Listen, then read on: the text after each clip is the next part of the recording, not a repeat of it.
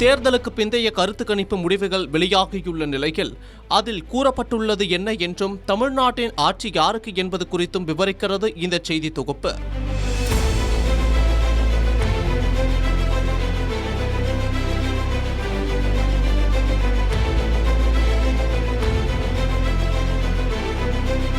தமிழ்நாடு, புதுச்சேரி, கேரளம், மேற்கு வங்கம், அசாம் ஆகிய 5 மாநிலங்களில் இந்த மாதம் சட்டமன்ற தேர்தல் நடைபெற்றது.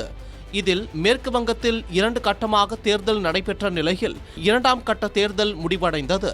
அதனைத் தொடர்ந்து தேர்தலுக்கு பிந்தைய கருத்து கணிப்பு முடிவுகள் வெளியான நிலையில் அதில் பெரும்பாலான கருத்து கணிப்புகள் திமுகவே மீண்டும் ஆட்சி அமைக்கும் என்று கூறப்பட்டுள்ளது.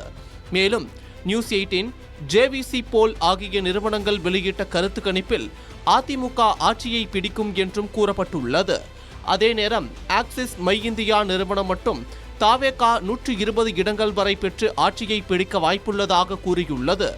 இவ்வாறு கருத்து கணிப்புகள் முரண்பாடான நிலையை வெளிப்படுத்தியுள்ள நிலையில் மே 4ஆம் தேதி வாக்கு எண்ணிக்கைக்கான எதிர்பார்ப்பு மேலும் அதிகரித்துள்ளது.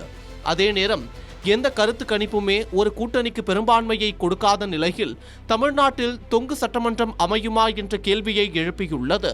திமுக, அதிமுக ஆகிய கட்சிகள் ஆட்சியமைத்தால் கூட கூட்டணி கட்சிகளின் ஆதரவோடுதான் ஆட்சியமைக்க முடியும் என கருத்து கணிப்புகளில் கூறப்பட்டுள்ளது. இந்த கருத்து கணிப்பு முடிவுகள் அனைத்துமே தாவேகா அசைக்க முடியாத சக்தியாக உருவெடுத்துள்ளதையே காட்டுவதாக அரசியல் நிபுணர்கள் கருத்து தெரிவித்துள்ளனர். ஒட்டுமொத்தமாக இந்த கருத்து கணிப்பு முடிவுகள் திமுக, அதிமுக, தாவேகா என யாருக்கும் முழு மகிழ்ச்சியை அளிக்கவில்லை என்பது மட்டும் உறுதியாகியுள்ளது.